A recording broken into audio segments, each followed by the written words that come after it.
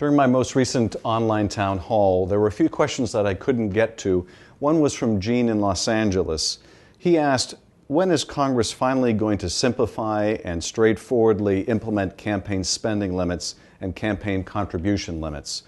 Gene, I completely agree. Something absolutely must be done to overturn Citizens United and allow Congress to implement campaign spending and expenditure limits. And with the growth of super PACs this cycle, it's clear now more than ever we need real campaign finance reform. When one corporation or a wealthy donor can come in and distort the will of the people by pouring millions of dollars into a race within the space of a week, sometimes anonymously, it's clear that our system is broken and needs repair. That's why I introduced a constitutional amendment to overturn the Supreme Court decision in Citizens United, as well as other decisions that have made it impossible to regulate the billions in campaign spending unleashed over the last 2 decades.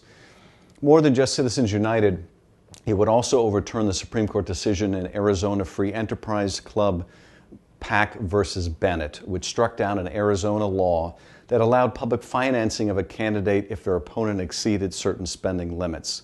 The amendment I introduced is simple. It would allow Congress to set reasonable limits and allow states to set up public financing for candidates if they choose to do so. It's time to get rid of the artificial distinction between contributions to a candidate and direct expenditures that have the same effect.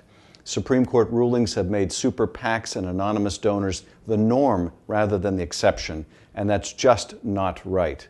While I've always been loath to amend the Constitution, the tragic line of decisions culminating in Citizens United has threatened the very health of our democracy. I hope that answered your question, Gene, and please feel free to visit our website if you have more questions on Citizens United or my amendment at schiff.house.gov.